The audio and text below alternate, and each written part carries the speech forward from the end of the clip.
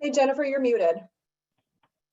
I just realized that. Thanks. I just got somebody in the chat. So talking away. So we're going to go ahead and get started with the meeting. I thank everybody for joining this morning. Just click the button for things to record for the meeting. Just quick overview of our agenda. Kind of main topics today are going over the NARP and updates on the TLWQS and where things are at. So let's see. So just a list of our current members. I do not believe we've had any new members since our last meeting in July. So we've been holding fairly steady here. The only, change. So we had Deutschler, but Deutschler is now Fairgraham. So I just updated that. That'd be about the only change currently. So if there are any questions around the minutes from our July 28th meeting, please just go ahead and unmute yourself, ask questions. Otherwise, if I can have somebody raise a hand. So moved, Killinger. Okay, thanks, Scott. You hear me, Jennifer? Yes. Okay. Yeah, let's move along. No troubles. Can I get a second? Seconded. That was Keith. All right, thank you, Yes. Keith. Okay, and then I'm gonna launch our poll.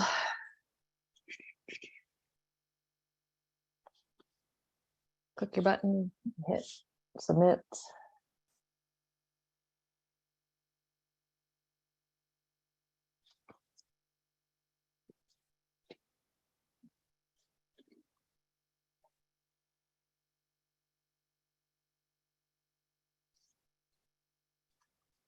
Okay, we have all yeses and 2 abstains, so our motion carries.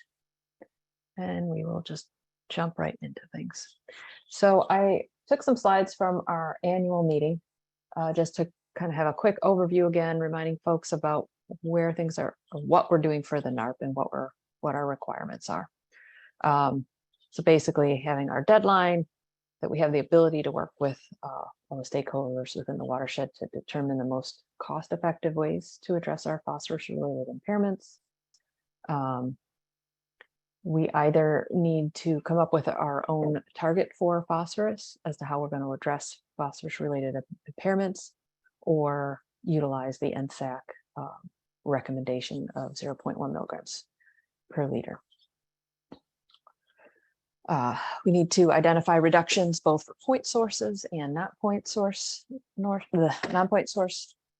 of phosphorus coming into the watershed. And basically, looking at data that we've collected and determine as to, what those measures should be for reductions. And it can be, we do need to put forth at least some general recommendations on the non-point source side and the point source side, and it can be a combination of the two. The NARP itself has to include a schedule for implementation. So kind of laying out when things will be accomplished. It can include water quality trading. At this point, I don't foresee that, at least not on the tributaries, but we will still be looking at that for the main stem. And then kind of looking at the components. So these are things that we've discussed earlier, and just a few updates. So, there'll be basic watershed information and, all the existing data summarized as kind of part of the intro to the NARP. We will discuss the IPS model, which we're utilizing the target for total phosphorus. So kind of what went into that model, why we think that target is, useful, and then how we would work with the treatment plants to look at associated effluent limits to implement to be able to hit that in-stream target. There's a lot of discussion coming up on that. Analysis of how the dissolved oxygen criteria, or analysis of that criteria and how DO is working in our streams. So that's that contract that we are working on with DRCW and Midwest Biodiversity Institute, utilizing data from our watershed, DRCW watershed, Lower DuPage watershed, and the expanded DO monitoring and sampling that we've been doing over the last couple of years. And so really looking at that data and how that fits and how that fills in information for us as to how dissolved oxygen and phosphorus or other nutrients are, well, phosphorus for the most part, are working within our streams. So that's an ongoing project right now. The non-point source study, so the street sweeping and leaf collection. So we got part of that done last year as part of work that DRCW and Lower DuPage were doing. We had pulled in several of our communities. Alex on our staff has been working on reaching out to some of the communities that we didn't get data from, and then to be able to put together a report that's specific for the Lower Des Plaines watershed. So that really will be our component for the non-point source. When you look at information from a couple different areas in the Midwest that have been really looking at sources of nutrients through stormwater, and the biggest slug of phosphorus in particular through stormwater comes in October, November timeframe when leaves are falling, and so that seems to be the most efficient place to look for reductions. And even through that study so far, the amount of phosphorus reduction we get through leaf collection and street sweeping is still really small. So while we may make some recommendations of maybe tweaks to programs or guidelines, that'll probably be the extent of recommendations on the non-point source side of things. The trading program is there, or kind of a placeholder there, and we'll decide as we go forward as to whether that is something that we pursue or not. We will continue doing bioassessment and expanded DO and chlorophyll A monitoring. That'll just be an ongoing task. And then we will have the strategy for developing the main stem Des Plaines target and effluent limits. And so that's the current RFP, and we'll be discussing that next. So if anybody has questions as we're going along, please throw them in the chat or just unmute yourself, ask questions. So kind of updating this slide from our January meeting. So we have a meeting scheduled on October 3rd with our dischargers that discharge specifically to tributaries to discuss kind of what that phosphorus, in-stream phosphorus target is out of the IPS model, and some of the modeling that's been done in the DuPage and Salt Creek watersheds to look at how what type of effluent limit would we need to be able to meet that in-stream target. So another slide on this in a minute. Alex on our staff is working on assembling a lot of this background information. So this is going to be a lot of kind of mapping and pulling together that background watershed information. So that is an ongoing task right now. Oops, sorry. We have that project that we are co-funding with DRCW in the Lower DuPage and looking at that data, the DO data specifically with Midwest Biodiversity Institute. That's an ongoing process. Let's see. Again, mentioned we were still working on collecting some additional information about street sweeping and leaf litter collection from a few more communities within the watershed. So we're hoping to get that wrapped up before the end of the year. And then we're waiting on the final proposals for that work plan for the main stem. So the main stem study, we discussed this a little bit at the last meeting. We were still working on putting together exactly what that RFP was going to look like. This is what came out of the whole process. So we ended up going the route of putting out a statement of interest first, and then now we have, and I should go into that process in just a minute, but the tasks both outlined in the statement of interest and the RFP were basically to review all the existing data and have a memorandum summarizing that data and its ability to be used in a modeling effort.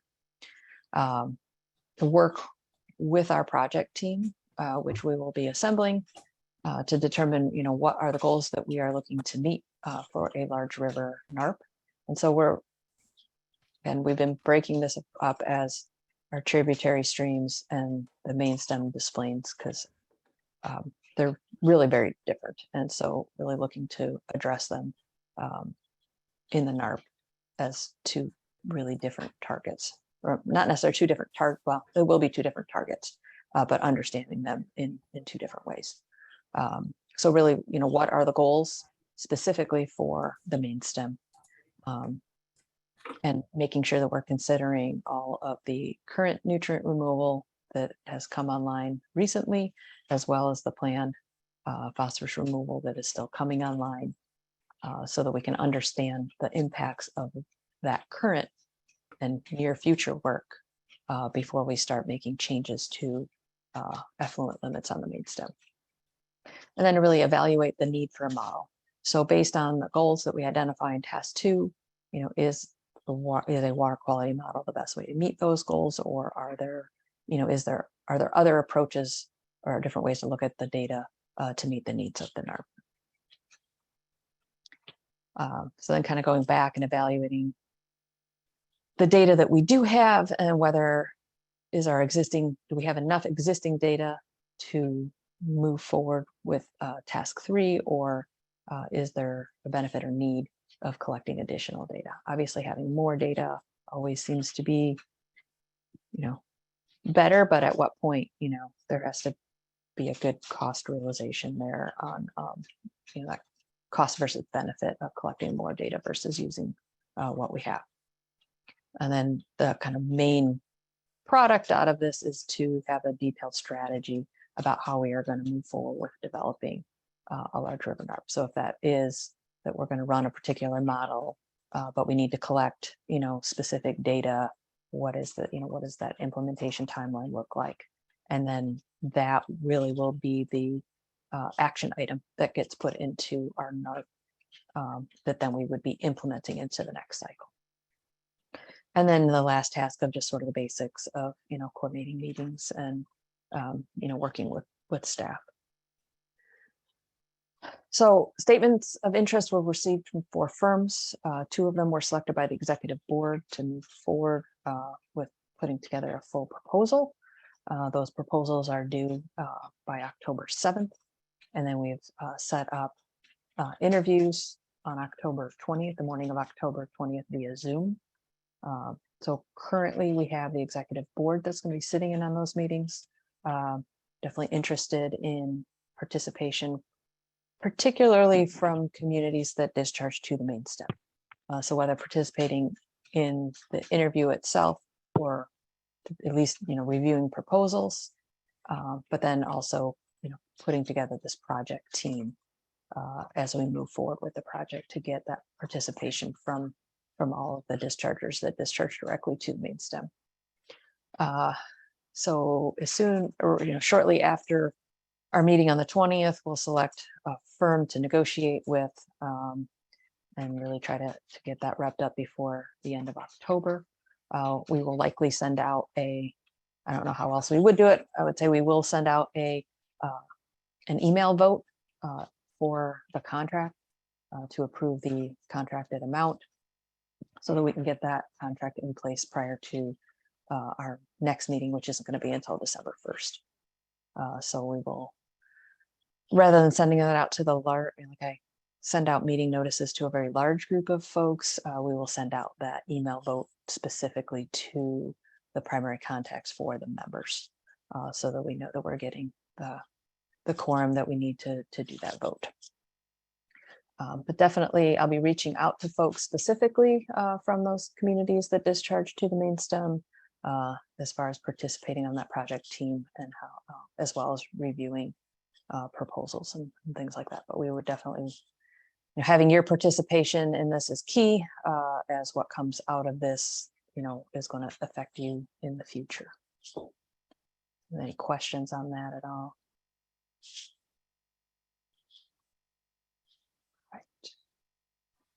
So the focus on the tributaries. So we have been discussing for quite some time now, using the IPS model that was developed by DRCW in the lower DuPage, and then a little bit with the upper Des Plaines watershed group as well.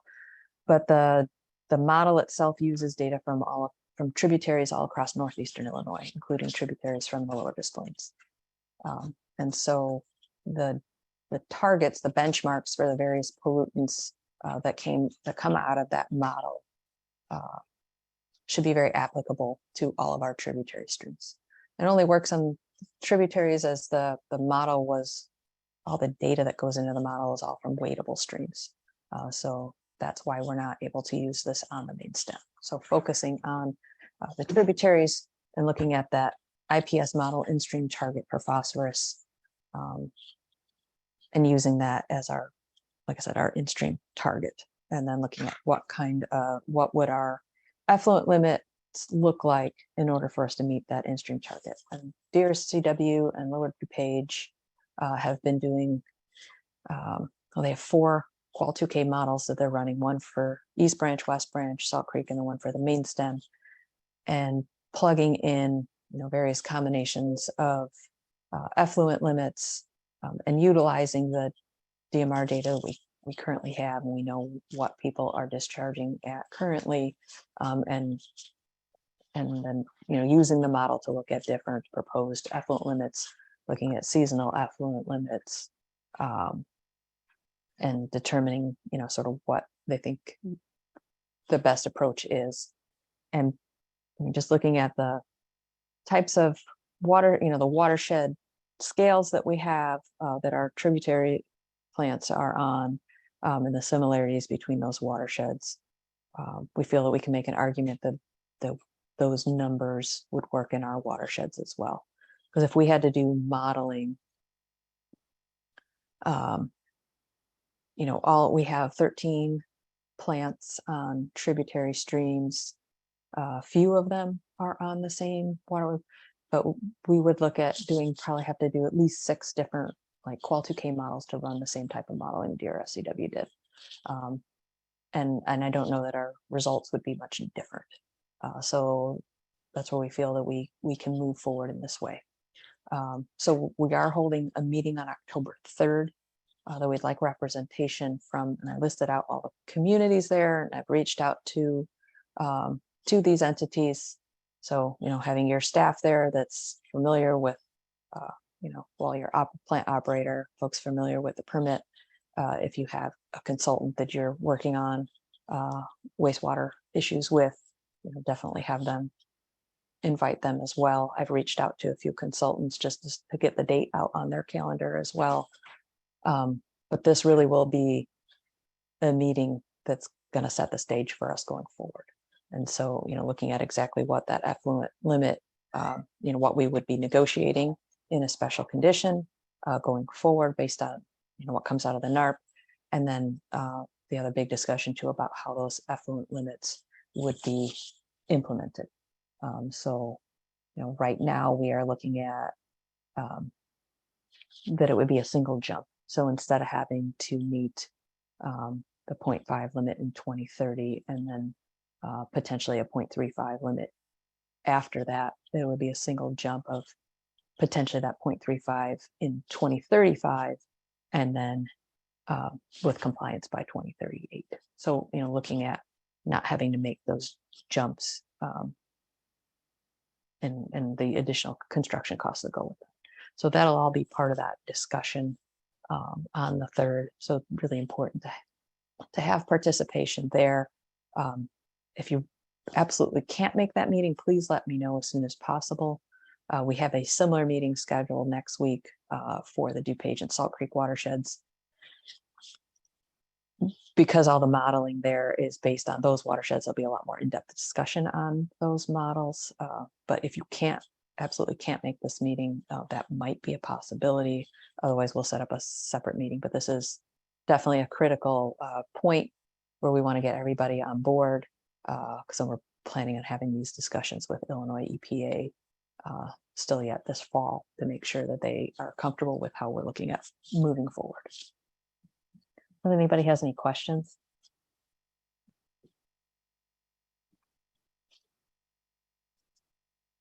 All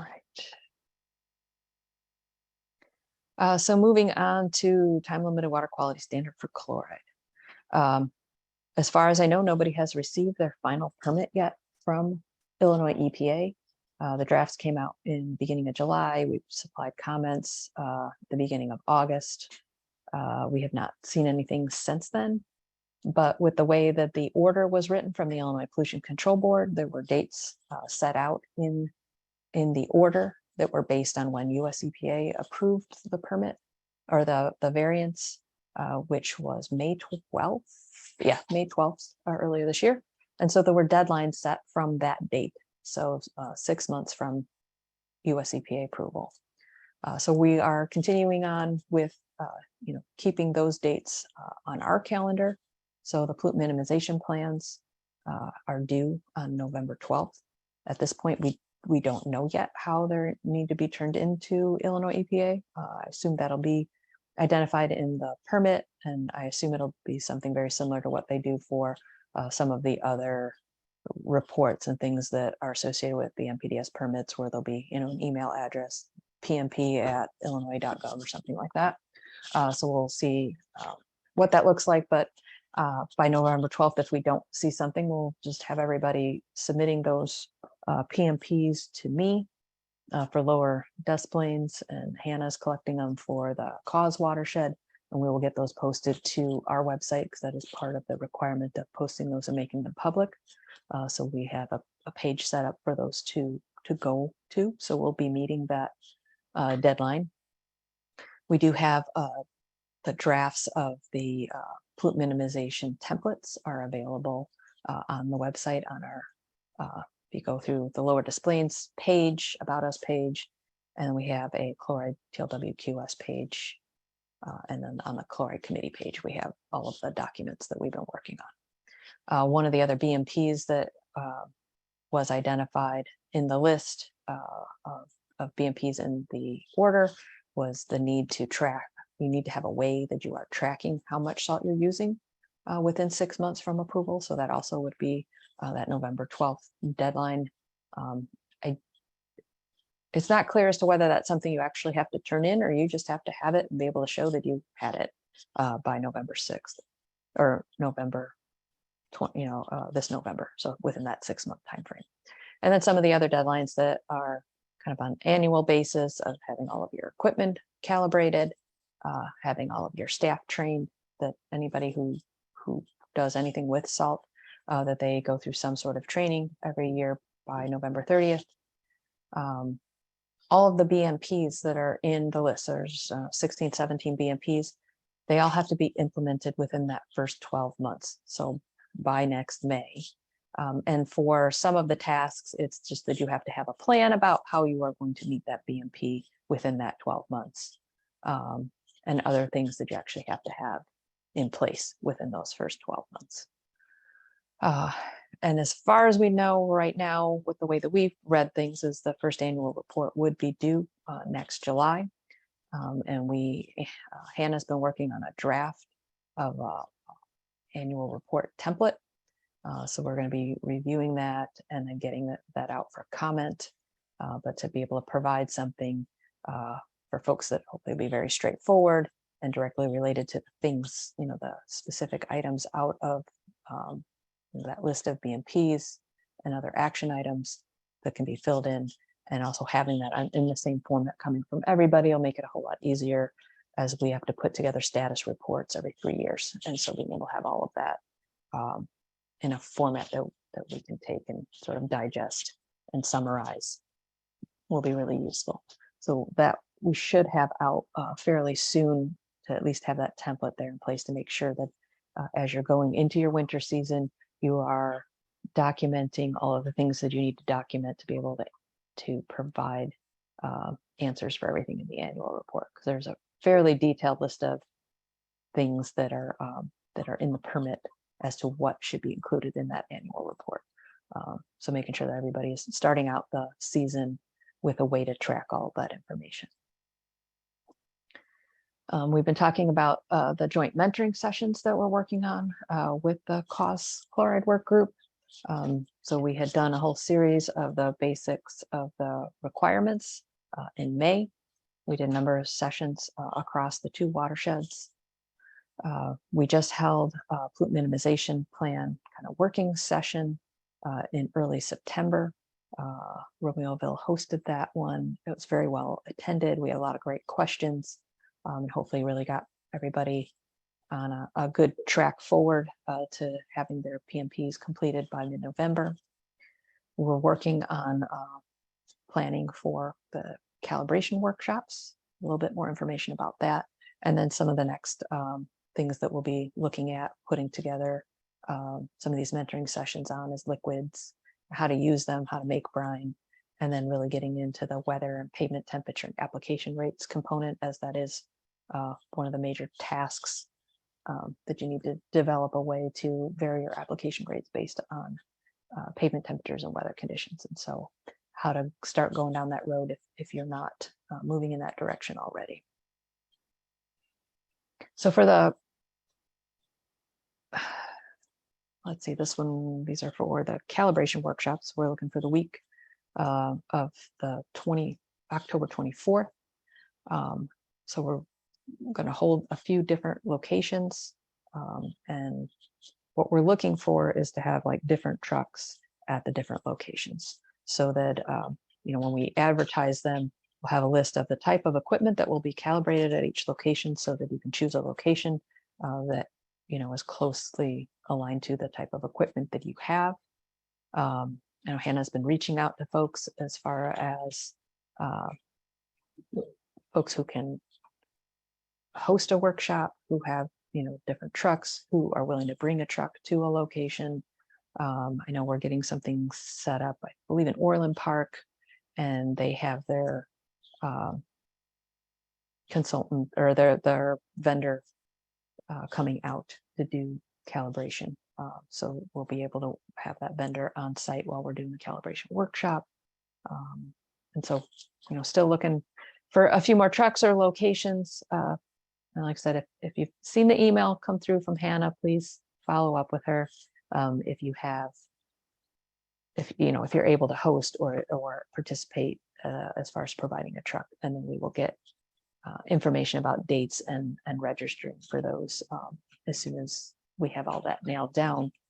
These will be free workshops and basically just open to communities within the CAUSE work group, within the Lower Des Plaines work group, and we'll also open them up to all the communities within the Lower DuPage, which is only a couple extra beyond the ones that are in both.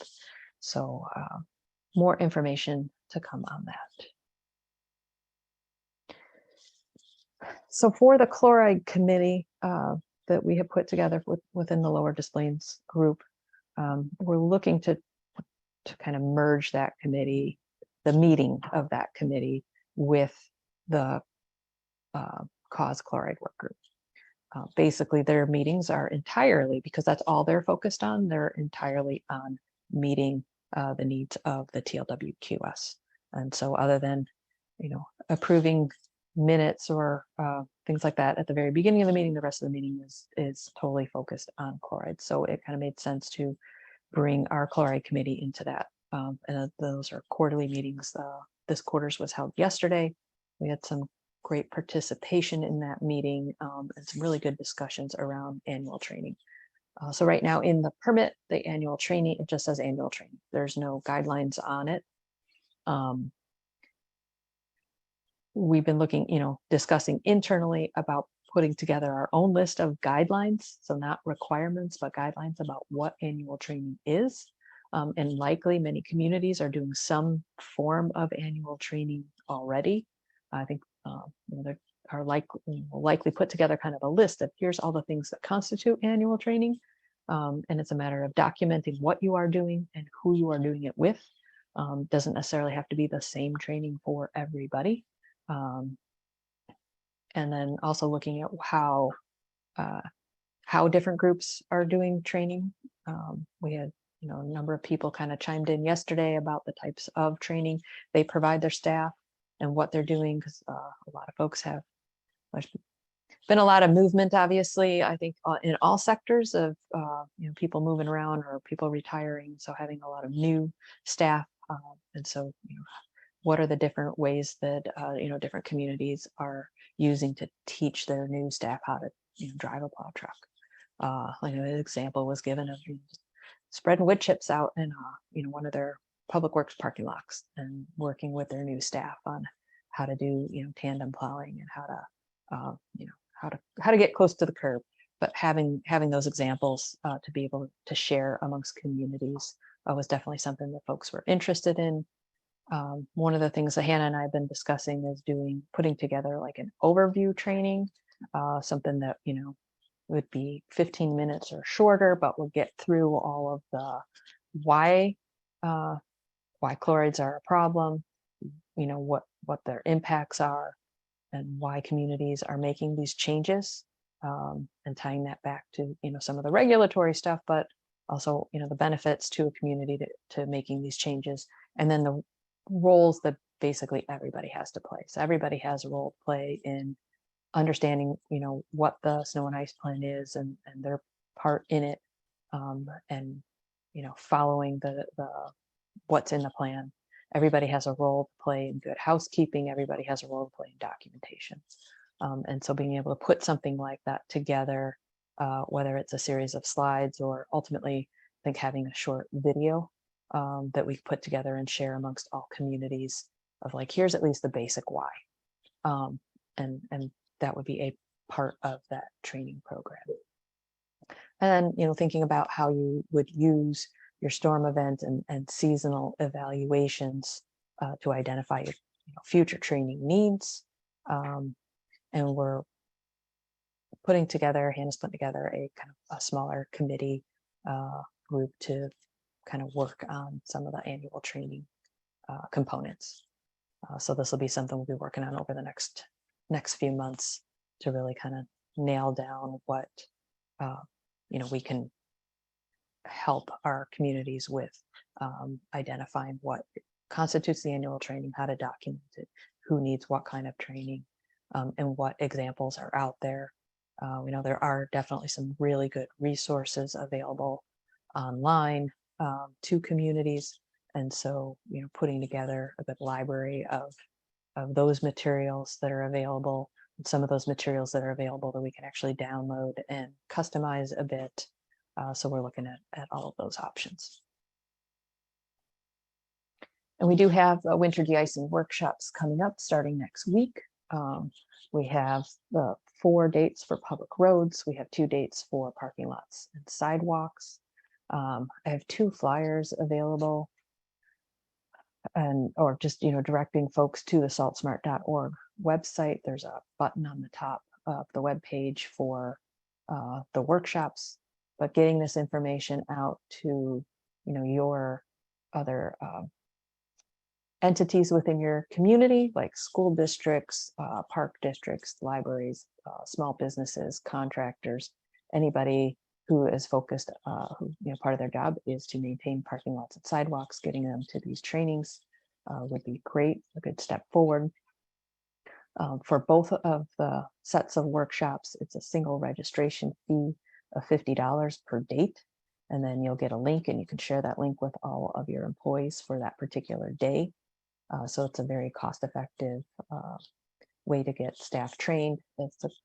These workshops are really great, particularly for new employees who are new to doing this type of winter work, as well as I think Connie has done a pretty good job of really trying to seek out what's that cutting edge of information. She's every year a lot more information about liquids and discussions around the use of liquids, not only for the anti-icing, but also as a de-icer as well. So there's definitely been movement there. So like I said, I have both of these flyers available. If you would like specifically the parking lots and sidewalks flyers, share with your schools or parking lot or park districts or other groups like that, let me know, and I can make sure they're available. I think they were both, links to both of them were in the meeting invite as well.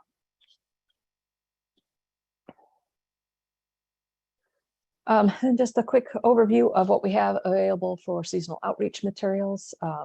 You can always find any of the materials that we have available on the website.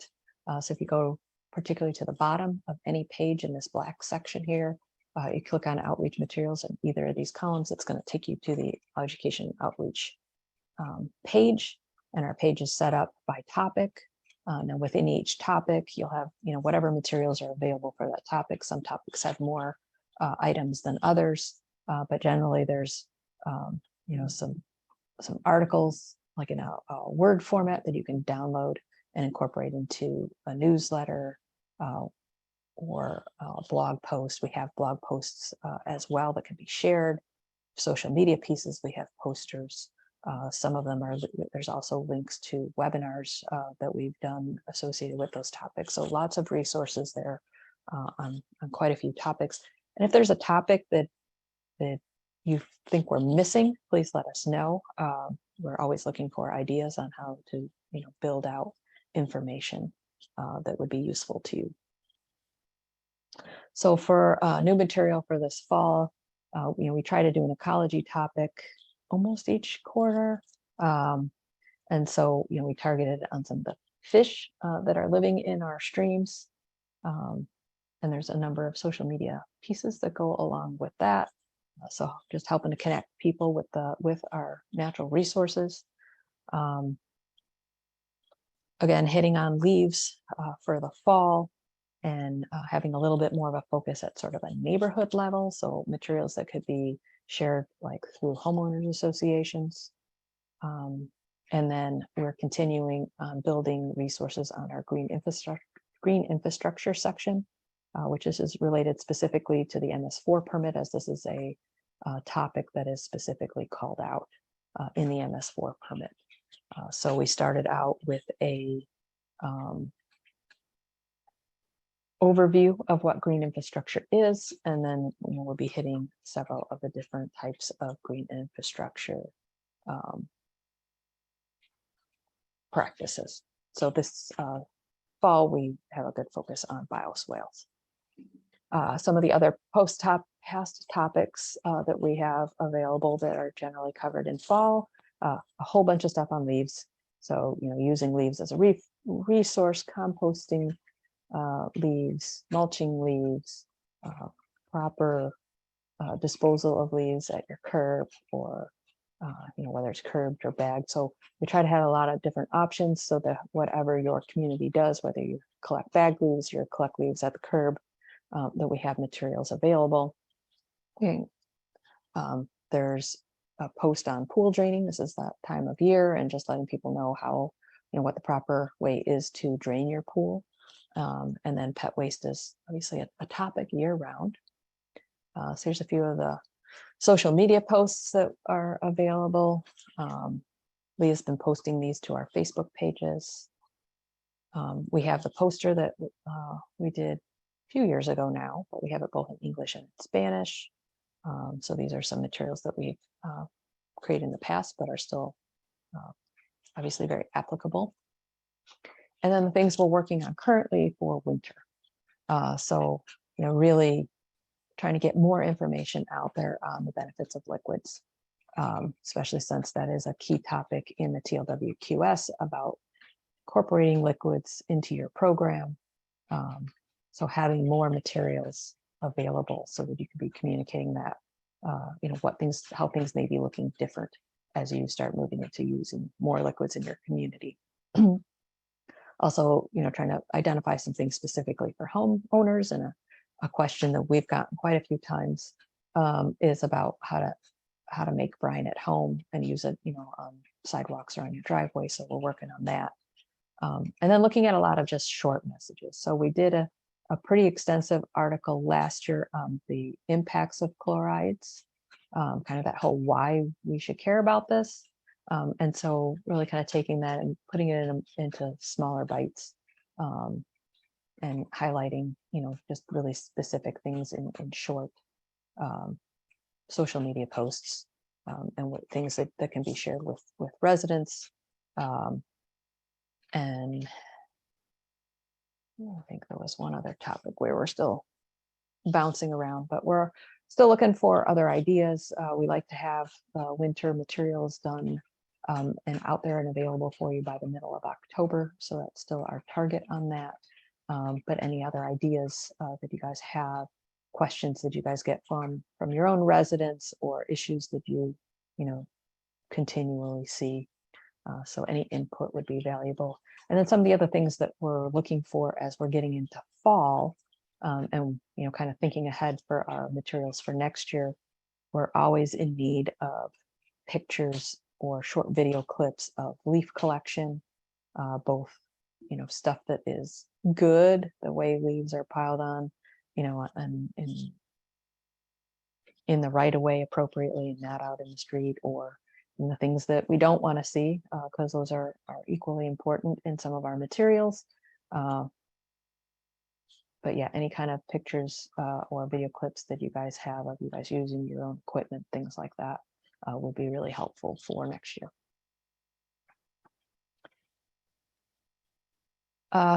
So as always, kind of closing out with, we have the Facebook page, Lower Des Plaines Watershed Group, that Leah posts all of the materials that she puts together up here so that they can be shared. Depending on how you do your own social media, linking to these is, we put them out there to make it easier for you to use them. So if you haven't liked our page yet, please do so. Follow and share on what Leah puts together. And then we have the Watershed, Will County Watershed's YouTube channel. So these meetings get posted to this. There's also links from our website as far as the meetings go, and any other videos and things that we've put together. So just recapping some of the upcoming dates that we have. Our next Watershed Group meeting is on December 1st. We moved it a week later due to the Thanksgiving holiday, otherwise our meeting would have been scheduled on Thanksgiving. So we're the following week, the following Thursday after Thanksgiving. We have our special condition permit meeting for the wastewater treatment plant operators that discharge to the tributaries on October 3rd in Lenox. Our winter de-icing workshops coming up, and then the calibration workshops the week of October 24th. And we'll have specific dates on those coming out soon. So if there's any other questions that anybody has, any other topics people want to raise, please feel free to just unmute yourself and start a conversation.